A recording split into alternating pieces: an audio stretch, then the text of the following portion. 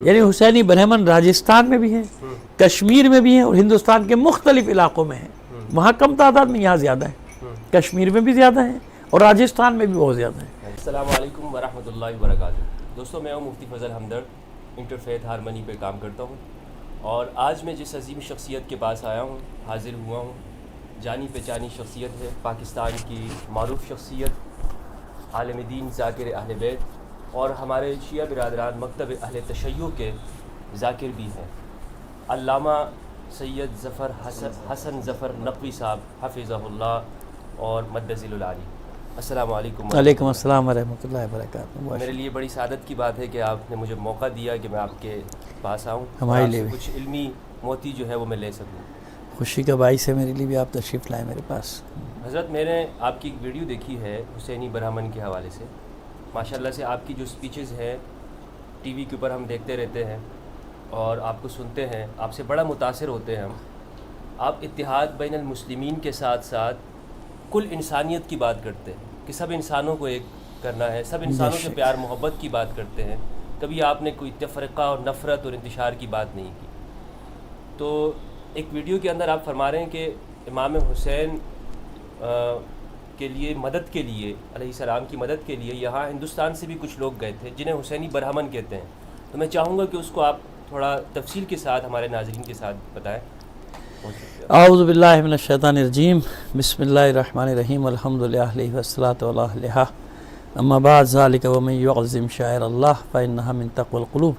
آپ کا شکریہ۔ بہرحال جو بھی آپ نے الفاظ ادا کیے میرے بارے میں، اس قابل نہیں ہوں، ناچیز ہوں، بہت طالب علم ہوں، معمولی سا، لیکن بہرحال کوشش کریں گے جو سوال آپ نے کہا مختصر وقت میں تسلی ہو جائے ہمارے برادران کی۔ دیکھیے، واقع کربلا بے شمار جہات لیے ہوئے، اس کی سمتیں بہت ساری ہیں۔ یعنی کربلا کی تفسیر جو ہو رہی ہے 1400 سال سے، ہم کسی ایک پہلو کو لے کے نہیں کہہ سکتے کہ کربلا اس لیے برپا ہوئی تھی، نہیں، اس کے بہت سارے پہلو ہیں۔ کربلا کی سیاسی تفسیر ہے، کربلا کی سماجی تفسیر ہے، کربلا کی حتیٰ معاشی تفسیر ہے، کربلا کی اخلاقی تفسیر ہے، کربلا کیا کیا سکھا رہی ہے، کربلا کی انقلابی تفسیر ہے، اور ہر یعنی انسان جب موتی سمیٹنا چاہے تو کربلا میں سے ہر چیز مل جاتی ہے، حتیٰ کہ خاندان کیسا ہو، خاندان کی تربیت کیسا ہو، بچوں کا کردار، خواتین کا کردار، بزرگوں کا کردار، فقہا کا کردار ہے نا، فقہا بھی ہیں وہاں۔ ایک طرف ادھر 700 مفتی ہیں اس لشکر میں، یزید کے لشکر میں، جو قتل حسین کا فتویٰ دے رہے ہیں، ایک طرف حبیب ابن مظاہر جیسا فقیہ امام حسین کے ساتھ ہے، جس کو جناب سید الشہداء نے جس کو کہا فقیہ کوفہ، جس کو امام فقیہ کہہ دے وہ کتنا بڑا شخص۔ ایسے جناب زہیر بن قین، مسلم بن افسجہ، یہ وہ ہیں جو اہل علم ہیں، اور بھی بہت سارے، ٹھیک ہے، بہت ساری تفسیر۔ اسی طرح تاریخ میں ہوتا ہی کہ ہم چند مخصوص واقعات کے گرد ہم گھماتے رہتے ہیں کربلا کو، ایسا نہیں ہے۔ کربلا کی ایک تاریخ ہے کہ واقعہ کیوں ہوا، کس لیے ہوا، کب اس کی بنیاد رکھی گئی، اس کی بھی ایک تاریخ ہے۔ خیر، جو آپ نے سوال کیا میں اس کی طرف آنا چاہ رہا ہوں اس ساری تمہید کے بعد، کہ کربلا پہنچنے کے بعد جناب سید الشہداء نے قاصد روانہ کیے تھے کچھ سمتوں میں، اپنے خط دے کے۔ ظاہر ہے کہ اس سے پہلے تعلقات تو رہے نا، یاد رکھیے کہ ہند کی سرزمین اور سندھ، اس وقت ہند اور سندھ الگ الگ تھا۔ ہاں، سندھ الگ تھا، سندھ کہلاتا تھا یہ دیبل سے یعنی ٹھٹا سے لے کے ملتان تک، اور اس کے آگے ہند کہلاتا تھا۔ اس لیے روایات میں بھی آپ دیکھیں گے کہ ہند کا ذکر الگ ہے اور سندھ کا ذکر الگ ہے۔ سندھ الگ کہلاتا تھا، ہند الگ کہلاتا تھا، یہ بھی ایک تاریخی بات ہے جو بچوں کو معلوم ہو جانا چاہیے۔ تو اب اس وقت ظاہر تجارتی قافلے بھی آتے تھے، تجارت تو ہوتی تھی نا، سب جگہ، اس سے پہلے بھی ہوتی تھی، اس کے بعد بھی ہوتی تھی۔ مولا امیر المومنین علی ابن ابی طالب علیہ السلام کے زمانے میں سندھ تک تجارت پھیل چکی تھی، آ چکی تھی، بہت سارے نام ملتے ہیں تاریخوں میں۔ تو یہ تعلقات بنتے چلے گئے تھے، یہ لوگ آتے جاتے تھے، ظاہر ہے یہاں سے بھی لوگ جاتے تھے، کوفہ آتے تھے نا، صرف مکے اور مدینے میں کفار کا داخلہ بند تھا نا، باقی جو تجارت ہوتی تھی، حتیٰ کہ اس زمانے میں بھی مدینے کے باہر یہودیوں کی بستیاں تھیں نا، یہودی رہتے تھے، آباد تھے، وہ تو وقت کے ساتھ ساتھ ان کا وہ انہوں نے ہجرت کی نا، مہاجرت کی، رہتے تو تھے سب اسی جگہ رہتے۔ حجاز کہلاتا تھا یہ علاقہ، جس کو آج ہم سعودی عرب کے نام سے جانتے ہیں، اس کا نام تھا حجاز، اور اس حجاز کے ساتھ فلسطین کو ملحق کر دیا گیا تھا۔ تو جو تجارت تھی وہ تو پوری دنیا میں ہوتی تھی جیسے آج ہو رہی ہے، تو ہندو بھی آتے تھے، عیسائی بھی آتے تھے، یہودی بھی، سب تجارت تو سارے کرتے تھے جیسے آج ہو رہی ہے سب تجارت۔ تو یہ راجستھان کا جو راجہ تھا، اچھا اب دیکھیے کیونکہ میری بات ریکارڈ ہو رہی ہے اس لیے اپنے سامعین کو بتانا چاہتا ہوں کہ اس کا نام کسی جگہ پہ لکھا ہے راجہ اندر، راجہ اندر، اور کسی جگہ پہ نام کچھ اور ہے. ہم نام کی بحث میں نہیں پڑھتے، لیکن جو تاریخی بات بتا رہا ہوں کہ یہ راجستھان کا راجہ جو اس وقت تھا، کیونکہ ممکن ہے اندر کا باپ رہا ہو، اندر کا بیٹا رہا ہو، کیونکہ ان میں ظاہر ہے راجے مہاراجے تو تھے اس وقت، کوئی اتنی باریکی کے ساتھ کربلا کے ساتھ ریلیٹ کر کے کوئی تاریخ لکھنے والا تو نہیں تھا، لیکن اس لیے بس وہ راجستھان کا راجہ کہلاتا تھا، مہاراجہ. تو جو خط لکھے تھے بہت سارے خطوط، تو ادھر بھی خط ایک لکھا تھا، اس کو بھی خط لکھا تھا. جو ان کی روایتیں برہمن کی، جو ان کی روایتیں حسینی برہمن کی روایت بتا رہا ہوں آپ کو، ہماری روایت نہیں، یعنی ان کے پاس جو روایت ہے تاریخ جو ان کے پاس ہے وہ یہ ہے کہ ہمیں بھی ایک خط لکھا گیا، یعنی یہ فخر سے کہتے ہیں کہ ہمیں بھی ایک خط لکھا گیا. یہ میں ان کا فخر بتا رہا ہوں آپ کا، یہ ہمارا مسلمانوں کا فخر نہیں ہے، یہ نہ امام کا فخر ہے، ان کا یہ فخر ہے کہ یہ کہتے ہیں کہ ہم میں یہ خط امام حسین نے لکھا تھا. اچھا، اب اسی طرح ہم اور لوگوں کے ذہنوں کو قریب لے آئیں، کیونکہ آج کل ماحول ایسا ہو گیا کہ کوئی ایک بات کرو کہ اس کو بڑی شدت پسندی کے ساتھ لوگ لے جاتے ہیں، جبکہ پہلے ایسا نہیں تھا. مکالمہ کرو، بات چیت کرو، گفتگو کرو، تاکہ اسے روزن کھلیں، کھڑکیاں کھلیں بات چیت کی. لیکن اب وہ ایک عجیب سا ماحول ہو گیا ہے. اب میں مثال دینا چاہتا ہوں کہ کربلا میں حتیٰ کہ ایک مسیحی خاندان تک ہے، جب انہوں نے اسلام قبول کیا، کلمہ پڑھا، شہید ہو گئے. وہاب کلبی جن کے بارے میں کہ وہ مسیحی تھے، عبداللہ ابن وہاب کلبی مسیحی تھے. جناب زہیر بن قین کے بارے میں تو پہلے ہو چکے تھے، مسلمان ہو چکے تھے، وہ تو الگ روایات ہیں، لیکن وہ کربلا میں مسیحی نہیں تھے. کربلا میں جو مسیحی تھے وہ تھے عبداللہ ابن وہاب کلبی، جو کہیں جا رہے تھے شادی کر کے اپنی دلہن کو لے کے جا رہے تھے. وہ جب راستے میں دیکھا یہ ہو گیا، انہوں نے کہا یہ کیا ہو رہا ہے بھائی؟ ماں نے بھیجا ان کو، بھائی ایسے ایسے روتے ہوئے کہ یہ ہو رہا ہے، تو مدد کرو. گئے، مسلمان ہوئے، شہید ہو گئے. تو ایسا بھی ہوا نا وقت پہ کہ مسیحی جو تھا وہ اسلام قبول کر لیا اس نے، مسلمان. اسی طرح آپ نے بصرے میں خط لکھا، ان کا بھی نام ہے یزید ابن ثبیت انصاری. ان کو لکھا، بہت بڑے سردار تھے بصرے کے. تو ان کے 10 بیٹے تھے، مگر وہ 2 بیٹے ساتھ آئے، عبداللہ اور عبید اللہ ابن یزید. ان کا یزید نام کے کربلا میں یاد رکھیے گا کہ 4 شہید ہیں، کیونکہ اس وقت تو نام ہوتا تھا نا، نام سے کوئی تھوڑی ہوتی تھی لوگوں کو مخاصمت. وہ لوگ اکثر آج کل ناموں پہ شروع ہو گئے کہ فلاں کے بیٹے کا یہ نام تھا تو فلاں کے بیٹے. ارے بھائی اس زمانے میں نام ہوتے تھے، وہ تو بعد میں جب ایک واقعہ ہو گیا اس کے کردار، تو پھر لوگ نام نہیں رکھتے. ہمارے یہاں بھی ایسا ہوتا ہے کہ جب کسی نام سے چڑ ہو جائے، تو آج بھی ایسا ہوتا ہے، نہیں رکھتے اس کا نام، بھائی اس کا نام نہیں رکھنا، ہماری خاندانی دشمنی اس سے چل رہی ہے، مسئلہ نہیں کو بات ہوتی ہے. تو اب آج کل لوگ ایک نیا خامخواہ کا مسئلہ کھڑا کر دیا ناموں کا، فلاں کے بیٹے کا نام تھا فلاں. ارے بھائی اس اپنے نام ہوتا تھا. میں بتا رہا ہوں کہ کربلا میں 4 شدید نام کے شہید ہیں، اور ایک یزید نام کے 2 ہیں. نام ہوتا تھا اس زمانے میں، نام رکھا جاتا تھا. تو اس کے بعد وہ واقعے کے بعد پھر کسی نے وہ نام نہیں رکھا. جناب حر کے والد کا کیا نام ہے؟ حر ابن یزید الریاحی ان کے والد کا. تو یہ ناموں کا کوئی مسئلہ ہے.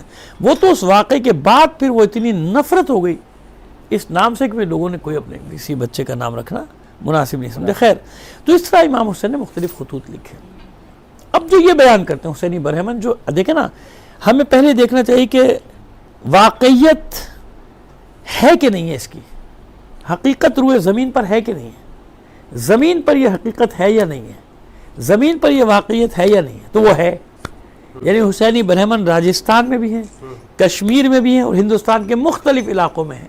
وہاں کم تعداد میں، یہاں زیادہ ہے. کشمیر میں بھی زیادہ ہیں اور راجستھان میں بھی بہت زیادہ ہیں. پھر یہ جب پھیلے تو دنیا میں پتہ نہیں کہاں کہاں پھیل گئے. اور پھر وہ ان کا باقاعدہ ان کی عزاداری وغیرہ سب، اب تو یوٹیوب ہے تو بڑا آسان ہو گیا، آپ حسینی برہمن ڈالیں گے دیکھیں کہ نہیں نہ معلوم کتنے اس میں نکلتے چلیں گے. تو اب یہ جو ہے یہ ان کا عقیدہ بتا رہے ہیں، ان کے جو یہ کیا سمجھتے ہیں. کہتے ہیں کہ صاحب راجہ یہاں سے گیا اور لشکر بھی لے کر گیا اپنے ساتھ، لیکن اس کے پہنچنے سے پہلے واقع کربلا ہو چکا تھا. تو یہ وہاں سے روتا پیٹتا واپس آ گیا. بعض کہتے ہیں کہ نہیں، اس نے وہاں لڑائی کی، جنگ کی، اور وہیں مارا گیا. کلمہ پڑھا نہیں پڑھا یہ میں نہیں جانتا، نہ میرے پاس کا کوئی ثبوت ہے، لیکن یہ کہتے ہیں. لیکن زیادہ تر ہمارے یہاں کہتے ہیں کہ نہیں، یہ واپس آ گیا اور وہ پورے واقعات اپنے ساتھ لے کر آیا. کچھ لوگ وہاں رہ گئے جن کے بارے میں کچھ ایسی روایات ملتی ہیں کہ ان کے وہاں مدفن بھی ہیں، کربلا میں ان کی قبریں ہیں، لیکن میں نے نہیں دیکھی مدفن. کیونکہ اب ہوا یہ کہ پہلے زمانے میں کربلا میں قبریں مشخص تھی نا، اب وہ اتنا آبادی بڑھنے کی وجہ سے، سب ہونے کی وجہ سے وہ سارا وہ کر دیا گیا، برابر کر دیا گیا. تو جو نام ان کی کتاب خانوں میں اور ریکارڈ میں موجود ہیں وہ تو ہیں، جو نہیں ہیں سو نہیں ہیں. تو مجھے وہاں کوئی ایسا ثبوت ملا نہیں. اگر ہے تو میں نہ تردید کر سکتا ہوں نہ تصدیق کر سکتا ہوں. وہ یہ کہتے ہیں کہ وہاں پہ کچھ قبریں ہماری برہمن تو یہ حسینی برہمن تو پہلے تھے نا، وہ برہمن پہلے تھے، برہمن تو تھے ہی، برہمن تو ان کی کاسٹ جیسے ہمارے یہاں حسینی کا اس کے بعد ہاں۔ اب یہ ہوا کہ جب یہ لوگ گئے وہاں تو کیونکہ سارے برہمن تو یہ نہیں کرتے، تو ان برہمن نے عزاداری وہاں آغاز کر دی، شروع کر دیا۔ اب یہ باقاعدہ جاتے تھے، اور اس طرح عیسائیوں میں ایک فرقہ ہے جو باقاعدہ کربلا آتا ہے، زیارت کر کے جاتا ہے۔ پہلے لوگ یقین نہیں کرتے تھے، اب جب یہ چہلم کا سب چیزیں سامنے آئی تو پھر معلوم ہے ان کے وہاں پادری بھی چلے آ رہے ہیں، سب آتے ہیں، وہ کربلا آتے ہیں۔ اسی طرح ہندوستان سے یہ حسینی برہمن آتے ہیں، کربلا کی زیارت کرنے آتے ہیں کہ ہمارے بڑوں کا حکم ہے۔ سب برہمن نہیں، حسینی، جو برہمن اپنے آپ کو حسینی بنا چکے ہیں۔ اب حسینی برہمنوں کو دیکھ کے بہت سارے ہندو جو تھے وہ اس عقیدے پہ آگے، یہ ہے وہ ہندو لیکن امام حسین علیہ السلام کی یاد مناتے ہیں، ان کا غم مناتے ہیں، تو وہ برہمن نہیں ہے، لیکن اس فرقے کی مناسبت سے انہیں بھی حسینی برہمن کہا جاتا ہے، حالانکہ وہ برہمن نہیں ہے۔ برہمن تو ایک کاسٹ ہے ان کی، جو سب سے بڑی کاسٹ ہے ان کی، برہمن کی، جیسے ہمارے یہاں سادات ہوتے ہیں نا، تو ان کا برہمن بہت بڑی کاسٹ ہے۔ تو وہ کیونکہ حسینی بن گئے، امام حسین علیہ السلام کے غم کو انہیں نے اپنا لیا اور باقاعدہ پوری طرح سے عزاداری۔ اب میں ان کی عزاداری، ایک ہمارا آبائی قصبہ ہے جائس، یہ لکھنؤ سے تقریباً 150 کلومیٹر ہے، لکھنؤ سے جاتے ہیں پہلے سمجھیے کہ رائے بریلی 120 کلومیٹر ہے، پھر رائے بریلی سے بائیں ہاتھ پہ اندر جائیں تو وہ امیٹھی کہلاتا ہے ضلع، وہاں پہ قصبہ ہے جائس، وہ بڑا مردم خیز جائس، بہت خاندان اشتہاد وہیں کا ہے۔ تو وہاں میں نے ان کی عزاداری بھی دیکھی ہندوؤں کی، یعنی باقاعدہ ایسی ان کے جیسے ہمارے یہاں ہوتا ہے۔ اچھا، وہاں ایک حسن یہ ہے جائز کا، جب چلتے چلتے اب یہ بات بھی آپ کے ریکارڈ ہو جائے، اور یہ میرے پاس ہے، جب آپ چاہیں گے میں آپ کو دے دوں گا اس چیزیں کلپ۔ اب تو میں نے کہا نا اب تو زمانہ سکڑ گیا، اچھی چیزیں لینا چاہو تو لے لو، محبت والی نہیں لینا چاہو، جتنا فساد پھیلانا ہے فساد پھیلا دو۔ تو وہاں جو عزاداری ہوتی ہے تو وہاں شیعوں کی تعداد ہے بہت کم، ہجرت کر گئے، مائگریٹ کر گئے، چھوٹا سا قصبہ ہے، لیکن چہلم بہت بڑا ہوتا ہے۔ تو چہلم پہ وہاں شیعوں کی انجمنیں جو جن کو دستے کہتے ہیں وہ صرف 2 ہوتے ہیں، باقی جتنے بھی دستے ہیں وہ سب ہیں اہل سنت برادران کے، اور سب سے آخر میں چل رہے ہیں ہندوؤں کے دستے۔ اب اگر اس کو کوئی دیکھے تو کہے گا اتنی بڑی آبادی ہے، اتنی بڑی آبادی نہیں ہے، دوسرے عزاداری کرتے۔ تو میں اس کو کہتا ہوں کہ یہ مشیت ہے، اللہ نے انتظام کیا ہوا ہے اپنے اس بندے کے لیے، جس بندے نے اس کا دین بچانے کے لیے اپنا سب کچھ قربان کیا، بے شک بے شک، تو اس کی یاد ہر جگہ کسی نہ کسی صورت میں منائی جاتی ہے نا۔ امام حسین علیہ السلام کا اس راجستھان کے جو سردار تھے ان کے ساتھ کیا تعلق تھا؟ میں عرض کر رہا ہوں نا، کیونکہ مولا کائنات کے زمانے سے تعلقات تھے نا، آنا جانا تھا ان لوگوں کا، تجارتی قافلے آتے تھے، کوفہ دارالحکومت تھا، کوفے میں تو آ سکتے تھے نا، کوفہ کیپٹل تھا، تو اس زمانے جب آپ دیکھیں گے تو ان کے تعلقات ہیں۔ یہ دیکھیں تاریخ کو مسخ کیا لوگوں نے، اب میں آپ کو بتا رہا ہوں، یہاں کہا جاتا ہے محمد بن قاسم فتح باب الاسلام انہیں نے کیا نا، ان کے آنے سے اسلام آیا، ایسا نہیں تھا۔ آپ ابھی چلے جائیے، یہ جو مکلی کا قبرستان ہے، یہاں آپ کو 60 اور 61 ہجری کی مسلمانوں کی قبریں مل جائیں گی، تو محمد بن قاسم تو 85 ہجری میں آئے، اس کا مطلب مسلمان تو پہلے آ چکے تھے نا۔ تو آپ کو اس پوری بیلٹ پہ ٹھٹا سے لے کر بدین اور آگے اگم گوٹھ ایک جگہ ہے جہاں میں بی بی کی قبر بھی دریافت کر کے آیا ہوں، اس زمانے کی۔ سادات وہاں سے ہجرت کرتے تھے، جب بنو امیہ نے ان پر ظلم کیا نا، مظالم ڈھانے شروع کیے، سمجھیے آپ، یہ سادات وہاں سے ہجرت کر کے ادھر آتے تھے، مکران کے پوری بیلٹ کے اوپر، ساحل کے اوپر، یہاں پر یہ آتے تھے، یہاں رہتے تھے، یہ پوری بیلٹ میں اس وقت وہ موجود تھے یہاں پہ سادات، اس لیے ان کے تعلقات۔ یہاں کے راجوں نے پھر وہ راجستھان تک چلا جاتا ہے آگے جا کے نا، پھر ہم جب یعنی جو کہلاتا ہے کون سا علاقہ ہمارا، میر پور خاص، یعنی ساحل جو سمندر کے جاتے جاتے جاتے جاتے پھر آگے راجستھان میں جو چھوٹی لائن جو کہلاتی ہے، جب ہم مناباؤ سے داخل ہوتے ہیں تو جے پور جاتے ہیں نا، جے پور وہ راجستھان ہے، یہ پوری بیلٹ تھی۔ تو یہاں ان لوگوں نے تعلقات کی خط آتے تھے تو خطوط کی بنا پہ ان کو پناہ دی جاتی تھی کہ بس سادات کو پناہ دو، اور بات کہیں سے کہیں نکل جائے گی، تاریخ ہے، ورنہ میں آپ کو بتاتا کہ بعد میں بتا دیں۔ رضی اللہ تعالیٰ عنہ، ان کے بھی خاندان سنا ہے یہاں دیکھیں نا، اب میں آپ کو بتاتا ہوں، جناب مسلم بن عقیل کی زوجہ ہیں جناب رقیہ سلام اللہ علیہ، جناب رقیہ بنت علی، مولا کائنات کی صرف 2 صاحبزادیوں کا، میں نے ٹی وی پہ بھی ایک صاحب کی اصلاح کی تھی، وہ بس 2 صاحبزادیوں کے نام بتاتے ہیں، جناب زینب، جناب کلثوم۔ میں نے کہا بھائی ایسا نہیں ہے، ان کی اور بھی صاحبزادی، جناب خدیجہ ہیں، جناب رقیہ ہیں، جناب رقیہ ہی تو جناب مسلم بن عقیل کی زوجیت میں ہے۔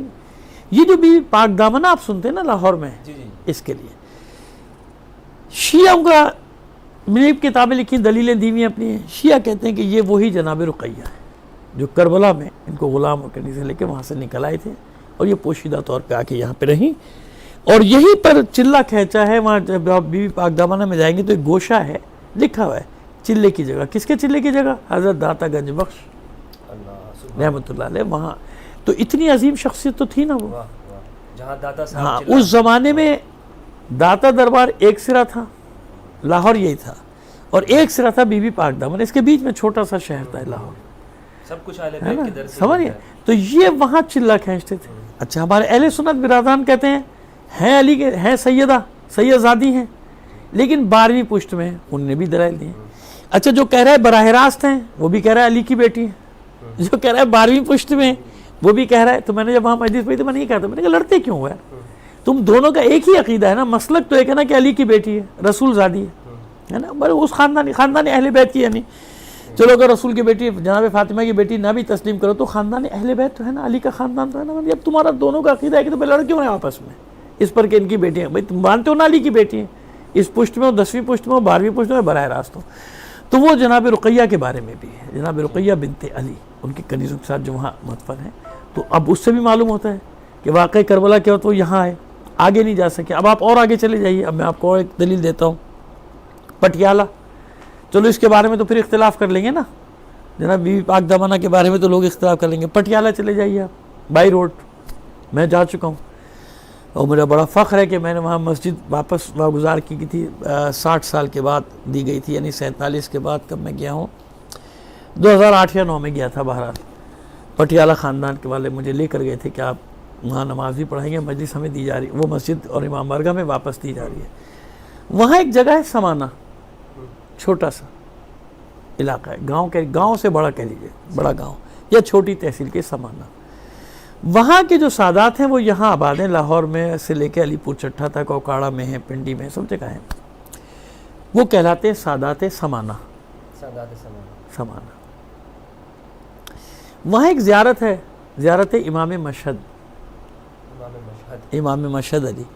اچھا مشہد نام نہیں ہوتا, مشہد تو جگہ کا نام, شہادت کی جگہ, جہاں روضہ اس کو کہتے ہیں. اب وہ کیونکہ تقیہ کا زور تھا, تقیہ کا زمانہ تھا نا, چھپ کے آئے ہوئے, قتل عام ہو رہا تھا, تو جہاں جاتے تھے. لیکن ظاہر اہل بیت کا خون تھا نا, خون رسالت معاف تھا, تو اتنا ان کی شخصیت چھا جاتی تھی کہ وہ ہندو ہوں, سکھ ہوں, مسلمان ہوں, سب ان کے حلقے میں اثر میں آ جاتے. تو وہاں ساری قومیں ان کی عزت کرتی تھی, احترام کرتی. وہ اتنی عظیم ہستی تھے کہ جب ان کی قبر خراب ہو گئی تھی تو جو بعد میں تازہ بنا تھا تو اکبر بادشاہ نے بنوایا تھا ان کا مزار, لیکن نام کسی کو نہیں معلوم آج تک, بس امام مشہد. حالانکہ وہاں کے سادات موجود ہیں جو کہانی بتا رہے ہیں کہ ہم سید ہیں, ہے نا, وہ سید ان کے اولاد ہیں. اس میں نقوی بھی ہیں, رضوی بھی ہیں, کیونکہ بعد میں اور بھی سادات جو ہے نا وہ بھی وہاں کے جمع ہوتے چلے گئے. جگہ مل گئی نا, ایک سرپرستی مل گئی تھی.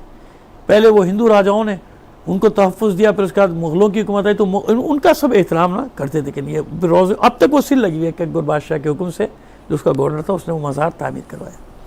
تو اب دیکھیے بات یہ تاریخ پہ گرد و غبار پڑا ہوا ہے. کیوں پڑا ہوا ہے؟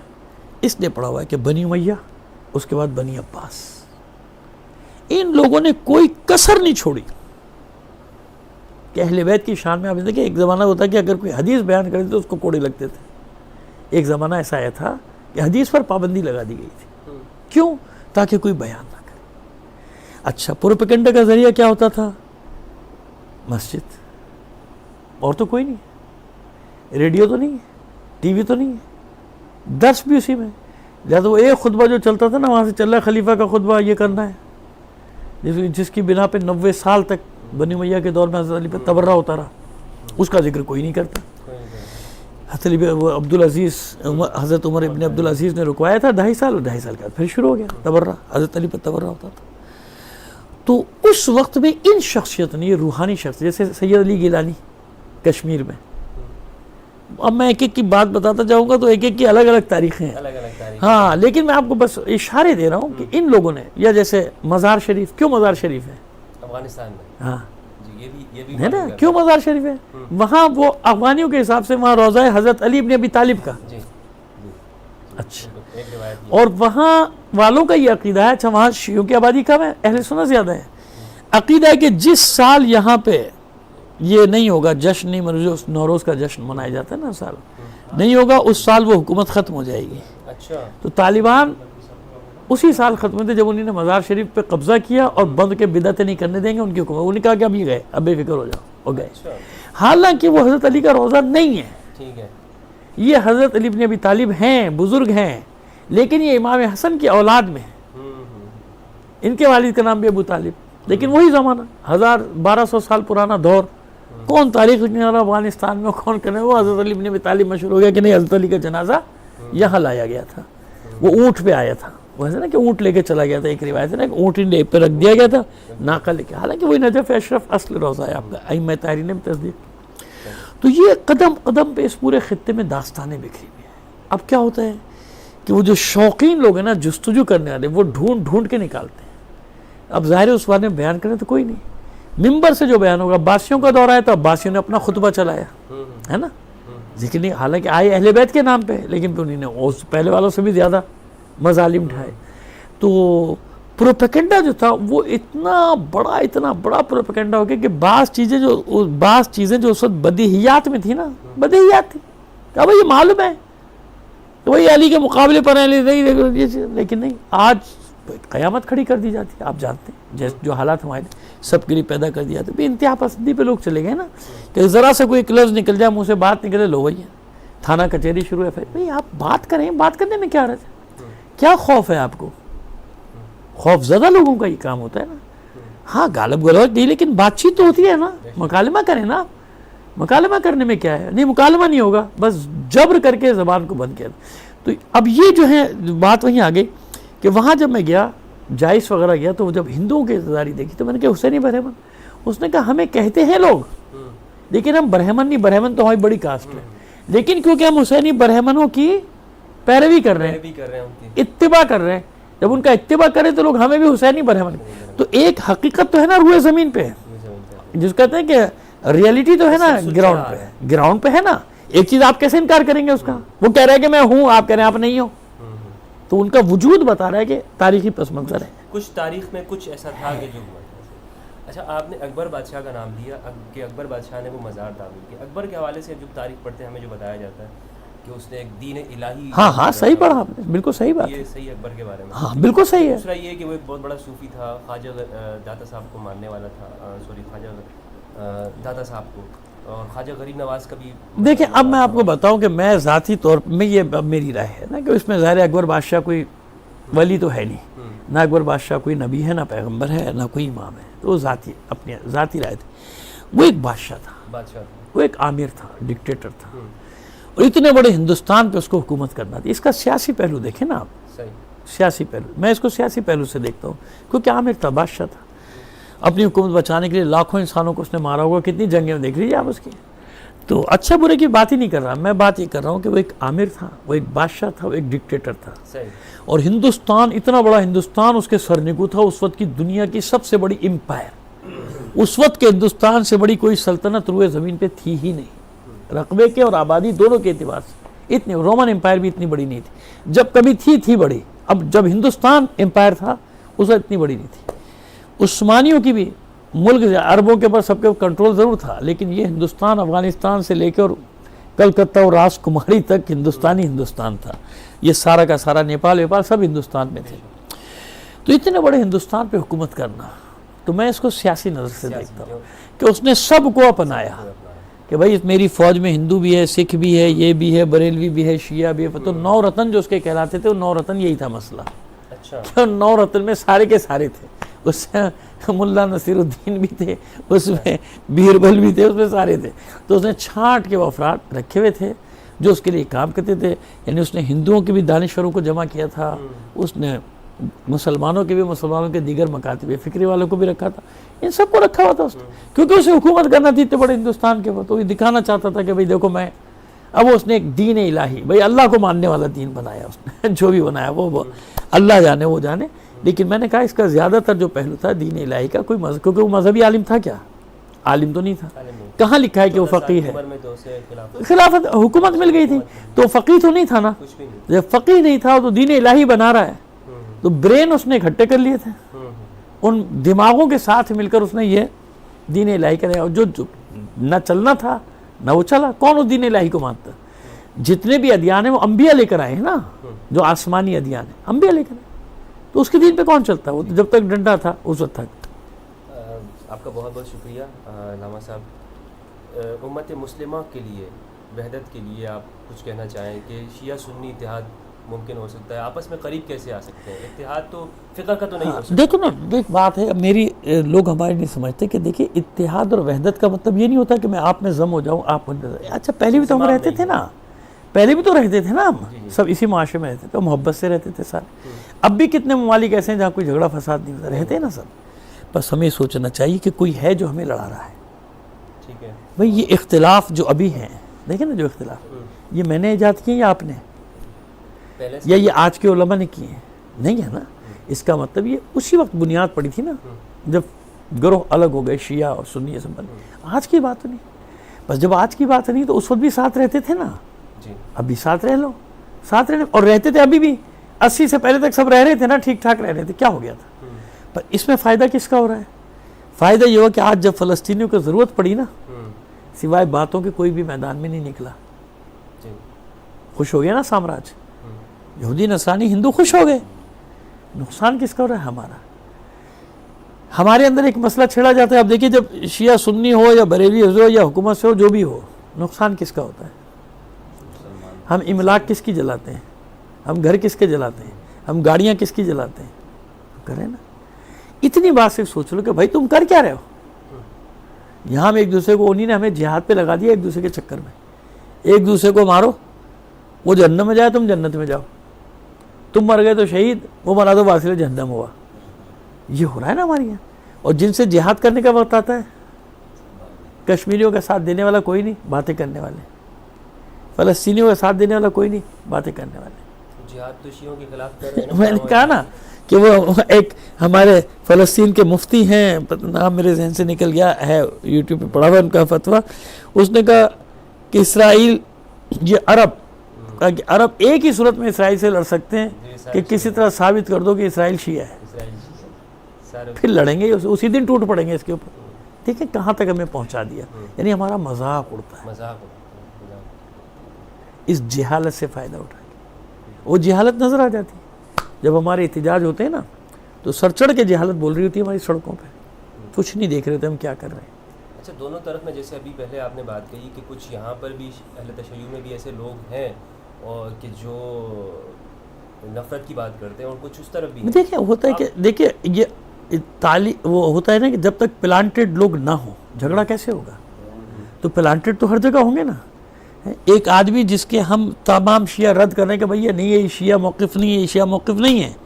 ایک اس نے ایک بات کہہ دی مثلا وسیم رضوی ملعون اس کو قرآن کی سورہ فاتحہ سے نہیں پڑھنی آتی ہے. وہ کہہ رہے 26 آیتیں نکال دو. سب سے پہلی بات ہے کہ اس کو 26 آیتیں بتائیں کس نے. سمجھ میں آ گئی بات. اب وسیم رضوی کو لے کے پوری دنیا میں شیعوں کے خلاف شروع ہو گیا مقام کہ شیعہ تحریک. ابے بھائی شیعہ تو خود فتویٰ دے رہے ہیں اس کے لیے. شیعوں نے اس کی قبر منسوخ کر دی جو اس کی وہاں پہ کہ ہمارے قبرستان میں دفن نہیں ہوگا ہے نا. اور پھر آپ دیکھتے ہو کیا ہے کیا وسیم رضوی بھائی. اور آپ اس کو وہ ایک آدمی ایسا ایک رائٹر ہے اس نے ایک فرضی نام سے امام حسین کے خلاف کتاب لکھی ہے. میرے پاس ہے وہ کتاب. وقت پہ دکھا سکتا ہوں. میں نے وہ کتاب اٹھا کے سنی عالم کے سامنے رکھ دی کہ جب وہ بات کرے تو میں نے کہا آپ بھی سنی بھی تو ایسے کہتے ہیں کیا ہے. تو کہنے لگے اب میں کسی وجہ سے کہا تو کیا سنی بھی تو آپ بھی تو یہ کہہ رہے ہیں امام حسین کو خارجی اور خروجی قرار دے رہے ہیں. تو وہ ایک دم کہنے لگے نہیں اس کا ہم سے کوئی تعلق نہیں. تو میں نے کہا یہی تو مسئلہ ہے. میں نے مان لی آپ کی بات. میں جانتا ہوں کہ اس کا آپ سے کوئی تعلق آپ ہماری بات نہیں مان رہے. اب ان کی بات کہتے ہیں یار بات آپ کی سمجھ میں اب آئی میرے. میں نے کہا آپ کی سمجھ میں آئی بات. میں آپ کی بات مان رہا ہوں کہ بھئی آپ کا نہیں ہے لیکن میں نے تو صرف آپ کو سمجھانے کے لیے ایک بات کی نا. میں جانتا ہوں آپ کا اس نہیں اس سے تو لیکن جب میں یہی بات کہہ رہا ہوں وسیم رضوی کے لیے تو آپ نہیں مان رہے. بھئی آپ بھی تو ہماری مانے نا. جب ہم کہہ رہے ہیں کہ وہ نہیں ہے ہم میں سے تو ایسے پتہ نہیں کتنے کس کس کو کہاں سے پلانٹ کیا گیا. ہر گھروں میں بیٹھے ہوئے سیاست دانوں میں بیٹھے ہوئے. مذہب کیا سیاسی لوگوں میں نہیں بیٹھے ہوئے. پاکستان کے خلاف کیا کیا بکواس کر رہے ہوتے ہیں.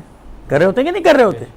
بلاگرز میں نہیں بیٹھے ہوئے کس کس ٹائپ کے لوگ اسلام کے خلاف؟ بات یہ جب یہ بات سمجھ میں آ جائے گی، یہ ایجوکیشن، ایجوکیٹ کر نہیں رہے ہم، مسلک پڑھا رہے ہیں۔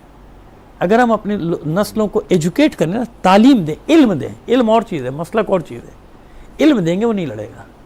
نہیں یار یہ علمی بحث ہے، علماء کے، ہم نے وہ علماء کے مسائل اٹھا کے اور پبلک میں پھینک دی، جھگڑا ہی ہونا ہے روڈوں پہ آگے۔ اور یہ پلان کے تحت، جیسے میں نے کہا پلانٹڈ یہ سب کام کیا کہ مسلمانوں کو توڑا جائے۔ لیکن میں ایک یقین رکھتا ہوں اللہ کی ذات پر، تو یقین ہے ہی، لیکن میرا ایمان ہے اللہ کے وعدوں پر۔ یہ جتنی خرابیاں ہو رہی ہیں نا، اس تخریب سے تعمیر ہے۔ یہ تخریب ہی تو بتا رہی ہے کہ کچھ ہونے والا ہے اور ہوگا، بہتر ہوگا، مسلمانوں کے حق میں ہوگا انشاءاللہ۔ بہت بہت شکریہ۔ آپ کا شکریہ، بہت بہت شکریہ۔